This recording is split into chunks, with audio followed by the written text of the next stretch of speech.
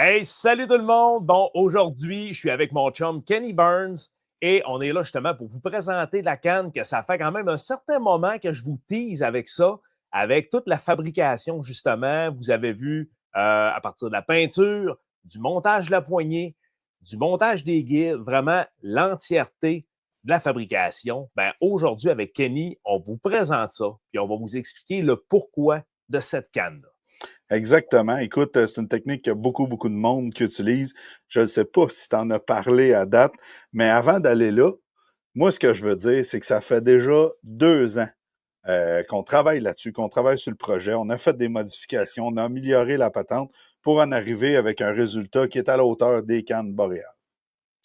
Exactement. Ben écoute, à la base, Kenny, ce qu'il faut dire, c'est qu'on l'a conçu. La première a été conçue pour toi, pour tes besoins, pour pouvoir travailler cette technique-là de façon dont tu avais besoin. Oui, exactement. Ben, écoute, c'est pas juste de l'efficacité qu'on voulait, c'est aussi le plaisir de travailler ce canne-là, puis de ressentir à peu près n'importe quoi. On veut sentir notre leurre travailler, on veut sentir quand je frotte le fond. Je voulais sentir aussi quand un poisson l'attaque. Pas nécessairement le coup que ça va donner, mais aussitôt qu'il y a un changement de vibration au niveau du leurre, c'est là que je voulais le savoir pour avoir un ferrage plus efficace puis le plus rapidement possible. Exactement. Là, je pense que Kenny, il va falloir qu'on parle de la technique parce qu'on n'a pas parlé encore pourquoi est-ce qu'on a développé cette canne-là. Ben écoute, Pierre-Luc, je vais arriver avec le leur. Je pense qu'il y a beaucoup de monde qui travaille avec ça. On parle du fameux chatterbait. Il y a plusieurs appellations là, pour le blade jig, il y a chatterbait, thunder cricket. Écoute, t'en as plein là, des noms pour cette leurre-là. Mais bref, la blade jig, c'est vraiment un leurre pour faire de la prospection. C'est un leurre aussi qui est ultra efficace pour du poisson qui est agressif. Puis là, je parle pas juste aux pêcheurs d'Achigan. Je parle pêcheurs de brochet, pêcheur d'achigan petite bouche, grande bouche, mais c'est une technique à essayer pour la pêche au doré, début et fin de saison. C'est vraiment efficace.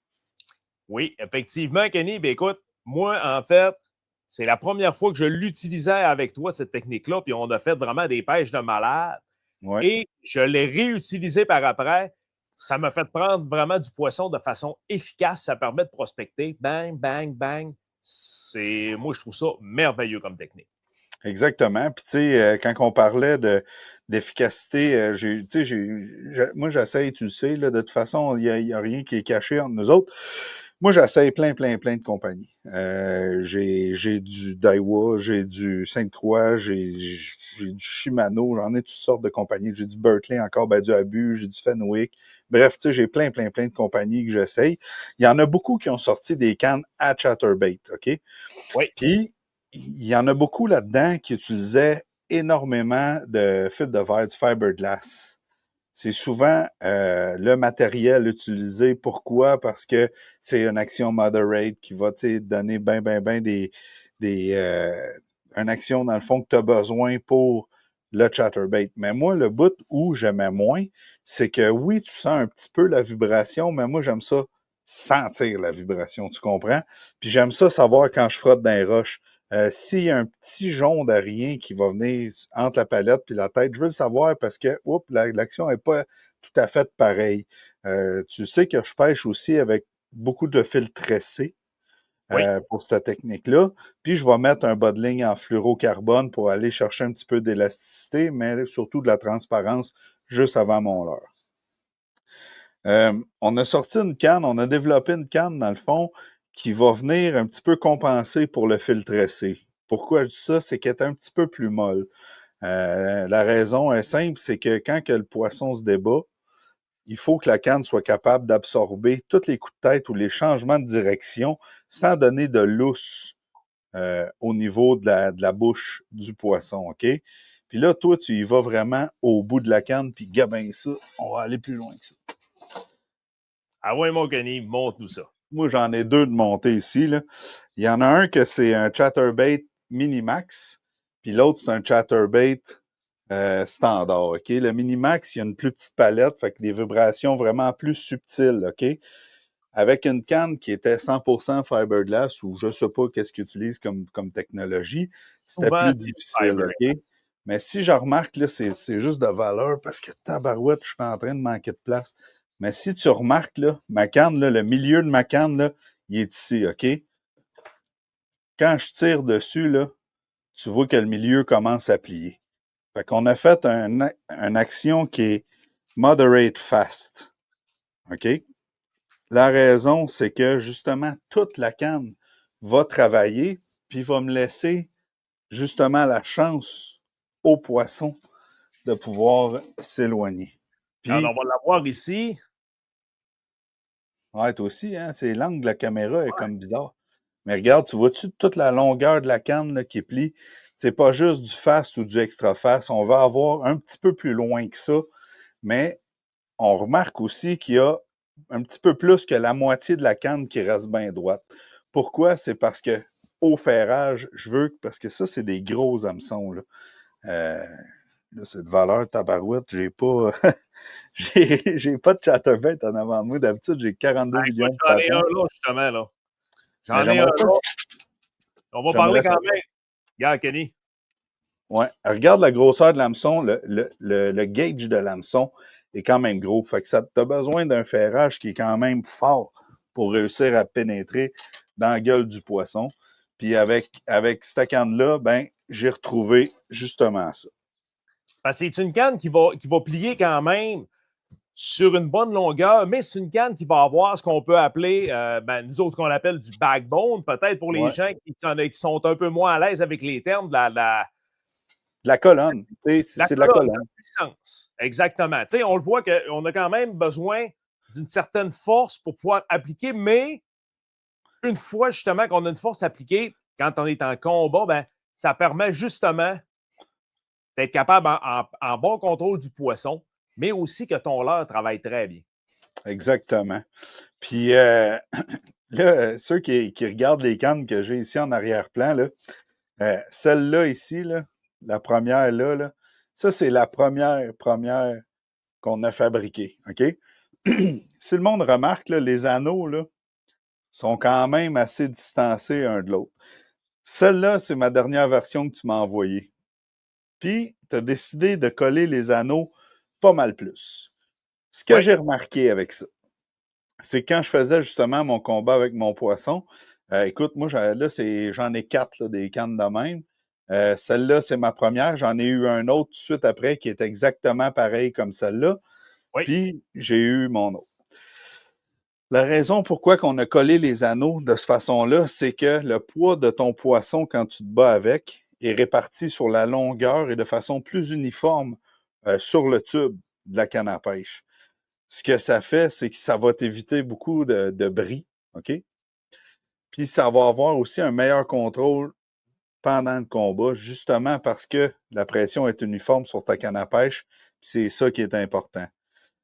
L'affaire que je veux dire, parce que j'ai vu du monde péter des cannes, puis mon gars, je me tiens à la tête, là, on en voit bien gros ces réseaux Ah oui. sociaux, là. Quand tu boat flip un poisson, OK? Tu te sers de la vélocité du poisson, tu le sors de l'eau, puis tu l'amènes sur sur ton bateau. L'affaire à pas faire, c'est de lever ta canne pour lever le poisson de l'eau. Parce que si tu lèves ta canne de même, ta canne n'est pas supposée de faire un U. C'est pas une canne avec Mais juste non. du fibre de verre. C'est pas une ugly stick que tu vas mettre dans une boîte de truck que tu vas fermer, tu comprends-tu? Quand tu achètes une canne de ce prix-là, c'est une canne qui a du carbone, puis du carbone ultra compressé pour enlever le plus de poids possible sur ta canne. Le carbone a une certaine flexibilité, mais il y a une limite aussi. C'est comme si je te dis, penche-toi sur le dos, là. Ah, c'est ça. Penche-toi sur le dos, là, puis essaie de toucher tes pieds par en arrière. Tu ne seras jamais capable. C'est pas fait pour ça. Quand tu y vas par en avant, ça y va, mais par en arrière, ça y va pas. Ta canne à pêche, c'est le même principe que toi qui te penches par en arrière. Un moment donné, tu as une limite, puis au-dessus de cette limite-là, si je mets trop de pression, ça va péter, puis c'est normal. C'est pas parce que la canne est moins bonne, c'est justement quand tu as des cannes de plus haute qualité, ils mettent du carbone là-dedans, puis c'est là qu'est le trouble. Tu gardes ta canne 90 degrés avec l'eau ou ton poisson quand tu te bats avec. Si ton poisson est plus loin, tu peux lever ta canne un petit peu plus en angle pour avoir 90 degrés avec ton poisson. Puis quand que le poisson arrive sur le bord du bateau, ça ne te donne à rien de tenir ta canne de même. C'est là que ça va péter. Tu tiens ta canne 90 degrés avec l'eau, puis là, tu vas avoir un beau combat, puis tu n'auras pas de risque de bris. Parce que tu travailles ta canne, tu travailles ton reel, puis tu travailles ta ligne. Ouais. Tandis que si tu es levé, ta canne est déjà à pleine action. La seule chose qui va travailler souvent, c'est ta ligne parce que ton reel, il est déjà trop loin pour être capable de prendre l'action justement dès qu'il va avoir un coup. Exactement. Fait qu'écoute, c'est une petite mise, petite mise en situation. T'es un peu hors sujet, mais tabarouette. Quand t'as des cannes de ce prix-là, puis que tu t'offres un beau cadeau justement pour profiter de tes pêches, quand t'as pète, là, ça fait mal au cœur. Puis le problème, c'est pas le fabricant de la canne, c'est le pêcheur. 3/4 du temps. Fait que là, regardez, vous avez vu les vidéos, là, on vous la montre en vrai. La Chatterbeast. Chatterbeast. Fait que celle-là, on va vraiment parler d'une poignée en carbone. Comme vous avez vu dans le montage, le carbone, en fait, l'intérieur, c'est un faux mot de densité qui permet de transmettre les vibrations. C'est vraiment agréable comme matériel. On voit la texture ici, on voit la texture du carbone. Oui. Puis si vous voulez voir du carbone qui a pogné à peu près 300-400 poissons, il est resté pareil. Pareil. C'est vraiment durable. Tu as le contrôle, tu sens tout, je te le dis. Je sais quand que je vais frotter sur une branche, je sais quand je frotte dans la roche. C'est super important pour le chatterbait. Puis, quand je vous disais, là, tu sais, des fois, là, il va rentrer une petite affaire là, entre ta palette et ta tête. Des fois, là, il va juste avoir un poil du chatterbait, OK, qui va rentrer ici. Ça va faire en sorte que ta palette, là, elle ne frotte pas autant ou elle ne claque pas autant sur ta tête. Elle fait moins de vibrations. Puis le fait que tu aies rajouté plus de carbone que ce qui se fait conventionnellement pour des cannes à chatterbait, ça fait en sorte que, justement, tous ces petits détails-là, tu les sens dans ta poignée avec le carbone. Ça fait une bonne différence. Oui. Aussi, on parle de la poignée en carbone parce qu'on a la main dessus quand on est en baitcast, mais on va avoir aussi le porte-moulinet qui est intéressant aussi parce que lui, on a une partie qui est exposée, on est directement sur le tube. Parce qu'il ne faut pas confondre, on va avoir des fois des porte-moulinets en spinning qu'on voit que c'est la même couleur que la canne. Ce n'est pas directement le tube. Ça, sur cette canne-là, c'est directement le tube. Fait qu'on va avoir toutes les vibrations. Puis tantôt, Kenny, d'ailleurs, il parlait de la quantité de guide. Ça va paraître justement pour le combat, mais aussi sur la sensibilité, étant donné que plus on a de points de contact, tous les guides vont être un point de contact qui t'amène sur ton carbone. Ce qui veut dire que tous les guides vont te transmettre de la micro-vibration. Plus tu vas avoir de guides, plus les vibrations vont se transmettre. C'est quelque chose qui est vraiment intéressant justement pour cette canne-là. Ça va vraiment transmettre toutes les petites informations que tu vas avoir. Oh! C'est vraiment incroyable. Puis il y a un détail de ce que tu viens de dire justement que j'aime. Tu sais, on parle de carbone, puis de sensibilité, puis de tout ça. Ce que j'avais déjà essayé comme canne, je sentais le poisson une fois que j'avais une friction dans l'eau, une fois qu'il donnait un coup de tête ou bien qu'il arrêtait sur place. La différence avec cette canne-là, c'est que je sens la vibration de mon chatterbait, ça l'arrête de vibrer. Il n'y a pas de raison de ne pas ferrer, là. C'est soit que tu as accroché des herbiers. Si tu donnes un ferrage, anyway, ton chatterbait, oui, il va aller plus vite, mais tu n'auras pas d'herbier d'accrocher dessus. Puis si ce n'est pas des herbiers puis c'est un poisson, ben tu ne l'auras pas manqué. Parce que lui, il va avoir frappé ton leurre. Tu comprends? Parce qu'un poisson, là, c'est pas vrai que ça vient tout chercher les leurres en tournant comme ça. Des fois, il ramasse le leurre puis il te suit avec. Puis ça, ces coups-là, tu veux les sentir. Puis c'est pour ça que c'est important pour moi de mettre du carbone dans une canne à chatterbait. Ça fait vraiment une différence. Aussi, on va parler du diamètre. Le diamètre qui n'est pas extrêmement gros comparativement à une canne de fibre de verre. Ouais. Tu sais, du fibre de verre, j'en ai ici, j'en ai deux en avant de moi. Puis le diamètre est beaucoup plus gros, justement. Fait que ça, on va parler vraiment d'une canne qui est sensible. Et toi, Kenny, on parlait du chatterbait parce qu'on l'a développé à base pour le chatterbait. De là son nom, Chatterbeast. Exactement. Mais toi, tu t'en sers aussi, je crois, pour quelques autres techniques. Oui, mais c'est toutes des techniques, justement, où j'ai besoin de vraiment sentir mes affaires. Je vais utiliser ça pour faire du football head, mais du swing head, OK? Puis ça, là, écoute, je vais le plugger, là, j'ai mon podcast Zone d'attaque. Pour ceux qui veulent savoir c'est quoi, allez là-dessus, c'est sur Patreon. Ça coûte genre 5$ par mois. Tu vas avoir 52 vidéos par année, d'une demi-heure à aller jusqu'à 1h15. C'est toutes des formations. Là-dessus, là, sur les 52, tu en as plus que la moitié que c'est juste pour la pêche. OK? Fait que j'ai parlé et des cannes que j'utilise pour faire telle technique, mais j'ai parlé aussi des techniques pour vraiment montrer comment que je pêche avec ça, puis pourquoi, puis dans quelles circonstances. Bref, j'en parle beaucoup. Fait que j'utilise le swing head. Ça, c'est une tête de plomb où moi j'utilise du tungstène, OK, qui est faite en forme de football, avec un hameçon 5-0, comme ça, mais qui va être swivel, OK? Il n'y a rien qui attache l'hameçon à la tête à part un petit anneau qui vient d'ici. Fait que ton hameçon, là, est free comme ça. Puis là-dessus, je mets une imitation d'écrevisse pour le chigan. La façon que je fais, c'est que je lance le plus loin possible, puis lance le plus loin possible. On va en reparler tout à l'heure, OK? Fait que je lance le plus loin possible. Je laisse mon plomb ou mon tungstène toucher au fond. J'utilise une demi à trois quarts quand j'utilise ces techniques-là. Puis, je ramène de façon régulière en touchant le fond toujours. Ce que la tête a fait, c'est qu'elle frotte dans les roches, puis elle se promène de même, gauche-droite, avec un écrevisse en arrière qui va se faire aller les pattes de même. Fait qu'on dirait un écrevisse en fuite. Puis une fois de temps en temps, pouf, je vais lui donner un jump pour le faire sauter du fond.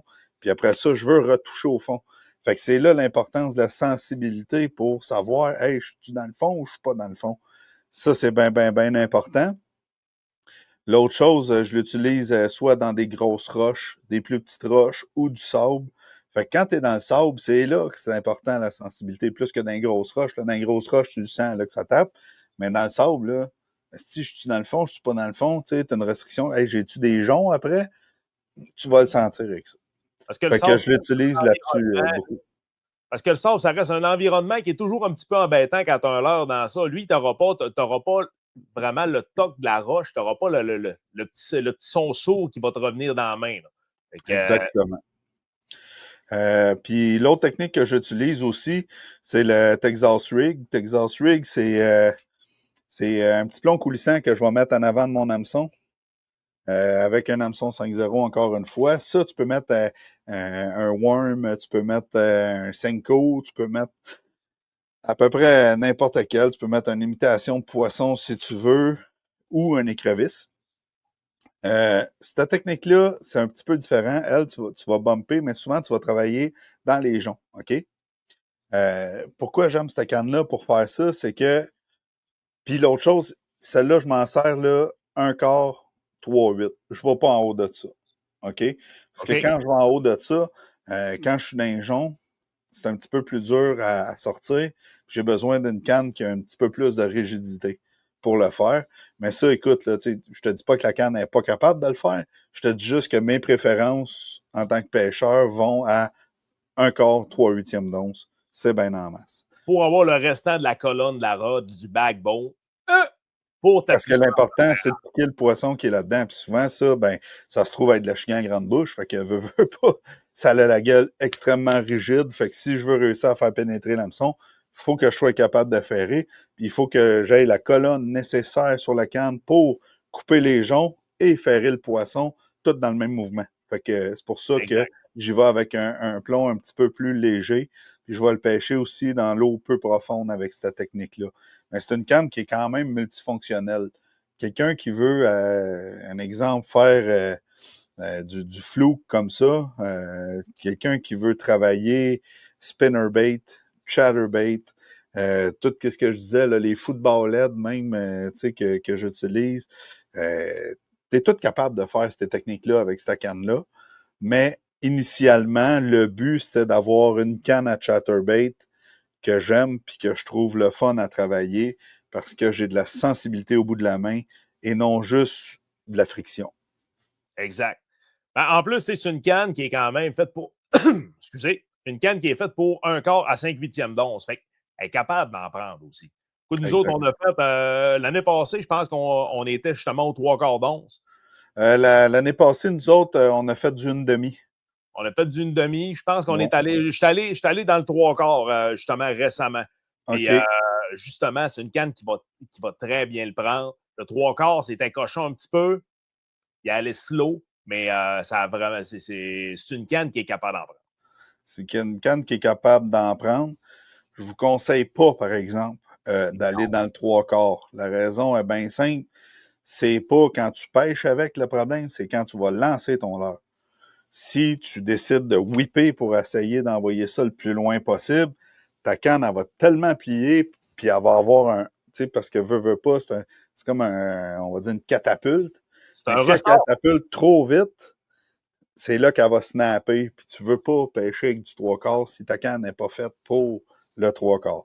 Fait que moi, ce Et que non. je conseille fortement avec ça, c'est 3-8, une demi au niveau du chatterbait.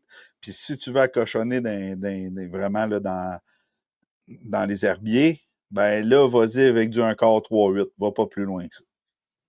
Exact. Super, Kenny.